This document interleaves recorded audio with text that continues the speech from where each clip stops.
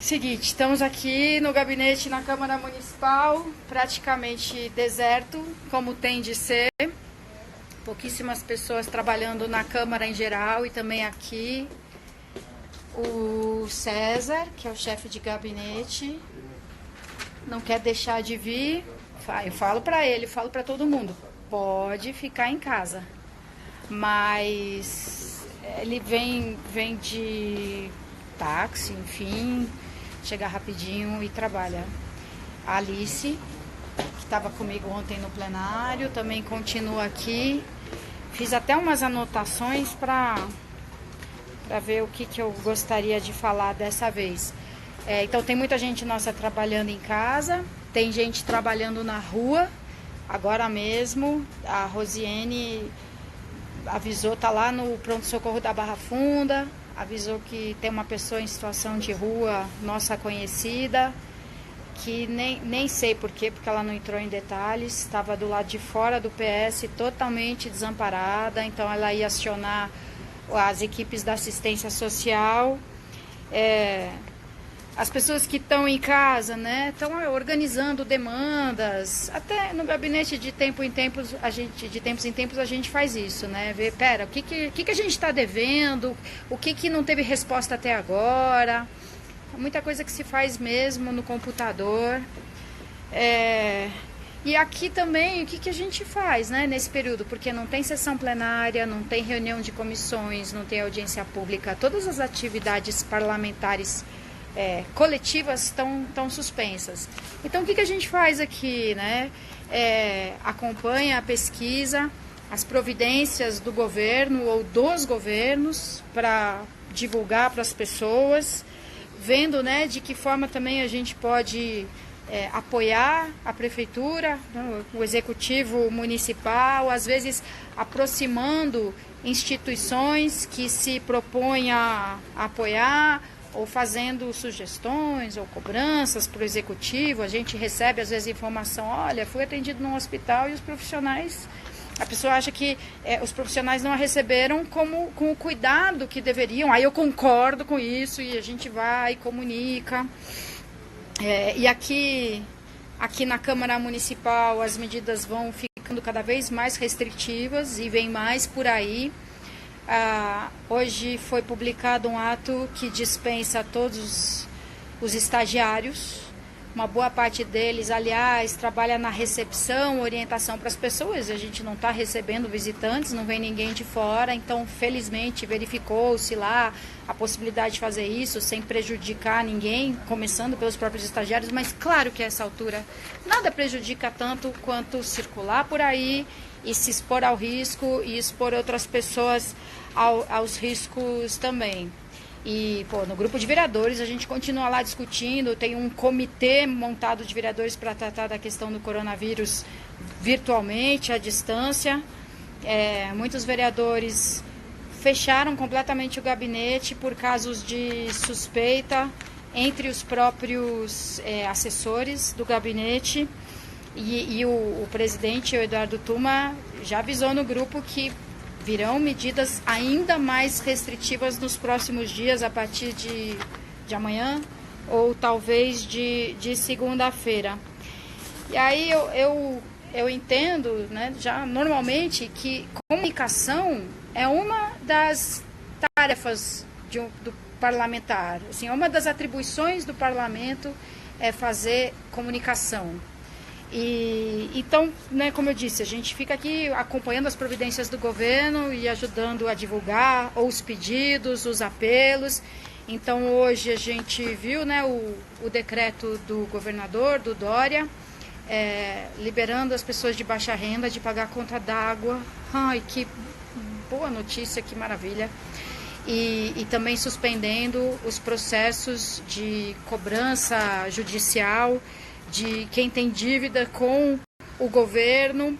Aí tem a notícia agora também, né, do prefeito, do Bruno Covas, de que vai adaptar alguns equipamentos públicos que serão desativados para os fins que normalmente teriam, para criar mais leitos de internação. Ele falou em fazer isso nos CELS, que são, para quem não é de São Paulo principalmente, né, centros de educação unificados, que são equipamentos muito grandes, porque tem escolas de educação infantil, tem creche, tem ensino fundamental, tem instalações esportivas, então são lugares super espaçosos. Que mais? E aí tem as notícias para ajudar as pessoas nesse período de isolamento, de restrição à circulação.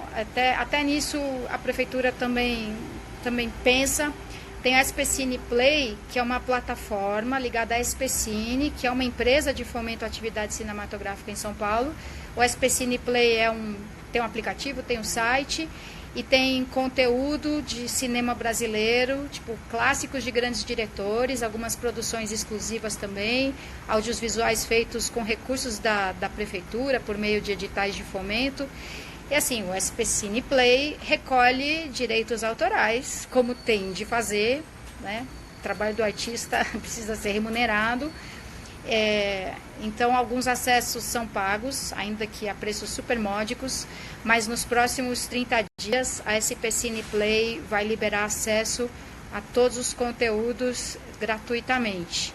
Eu vi alguma coisa também que até a gente divulgou, e eu preciso prestar mais atenção, em relação a uma contratação da Secretaria da Cultura para alguma apresentação de artistas à distância. Porque pensa, a classe artística está super prejudicada, né? Uma das coisas que as pessoas menos vão fazer nessa altura é entretenimento, né? Nem podem. Entretenimento muitas vezes é o quê? É o encontro, né? É o cinema, é o teatro, são as oficinas, os cursos, as aulas.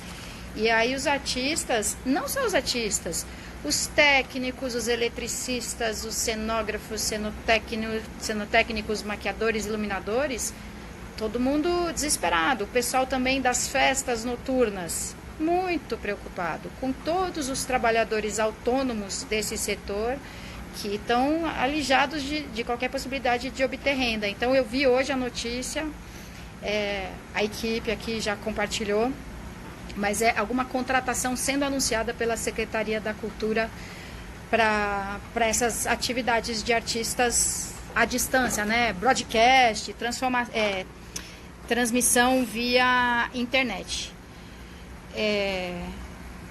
Eu tô de óculos hoje, que é para enxergar se vem as perguntas, mas Alice. Muito obrigada. Se chegar a pergunta, você me avisa, tá? Se eu não estiver vendo.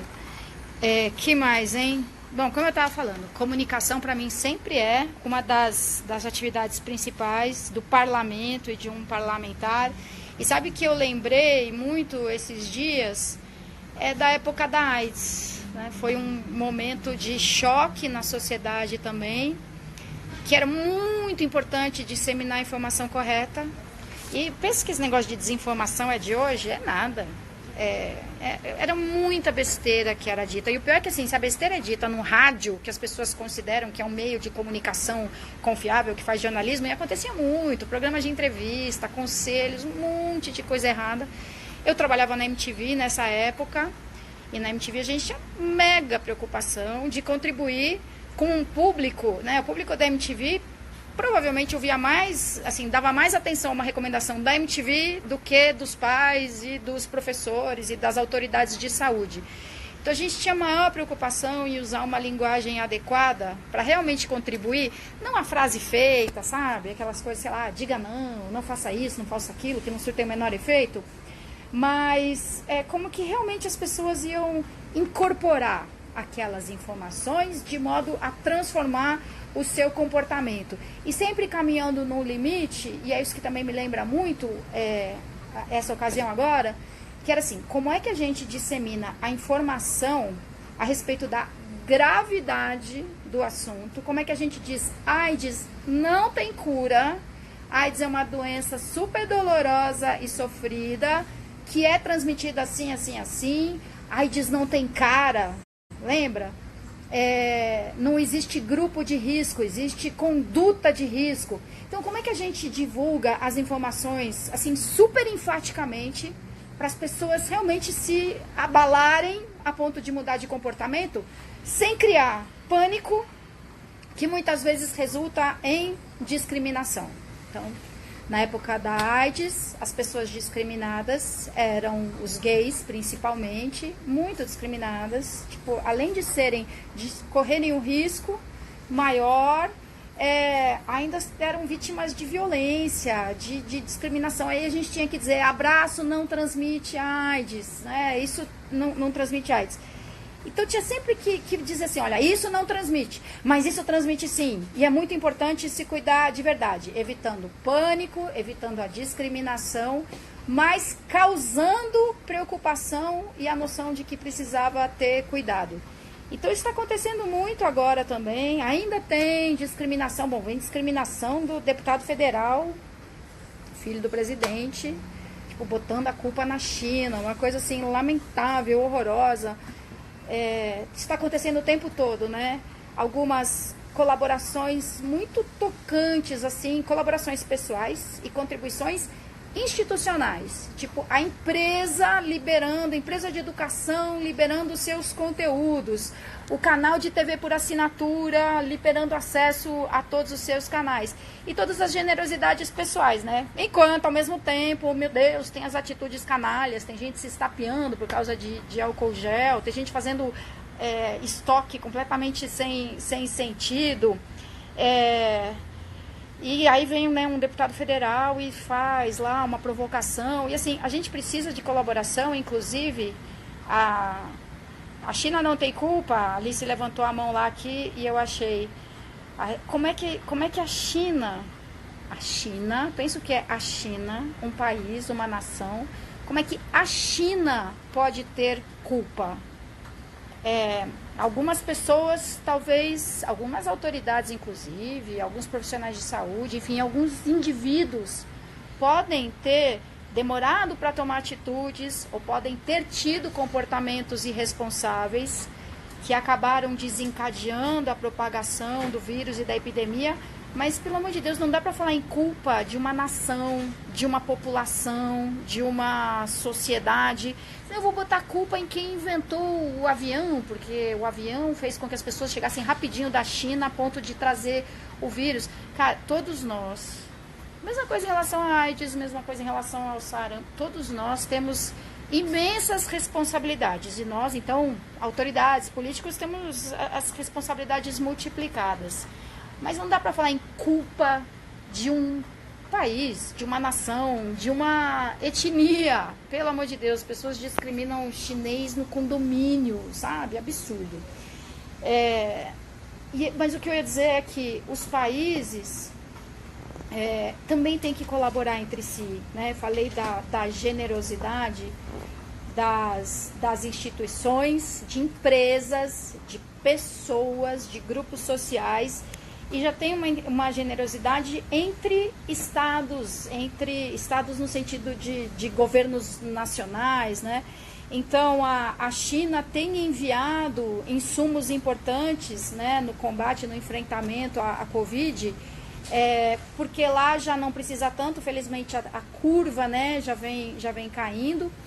Então, estão enviando insumos, equipamentos de proteção individual para a Itália.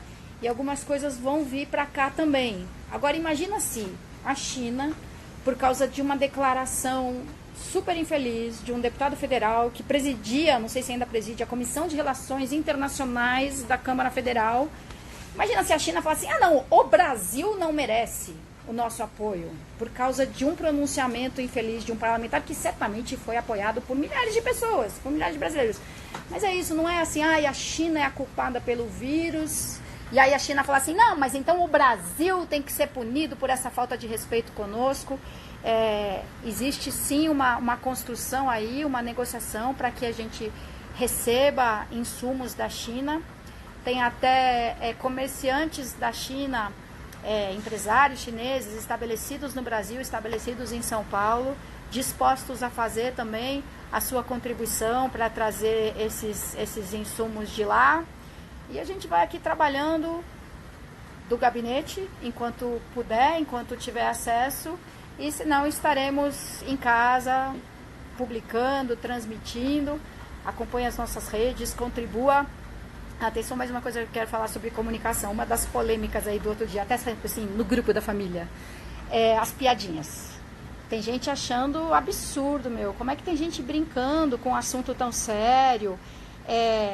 As pessoas não se deram conta da gravidade? Bom, sempre tem pessoas que não se deram conta da gravidade. É inacreditável, mas ainda tem. A gente recebeu uma denúncia, estamos apurando de uma agência de modelos infantis, que pelo menos até ontem não tinha fechado as portas, tipo, funcionando normalmente. O funcionário da limpeza com mais de 60 anos, não vai ser dispensado não. Se você faltar, você vai ser punido por isso.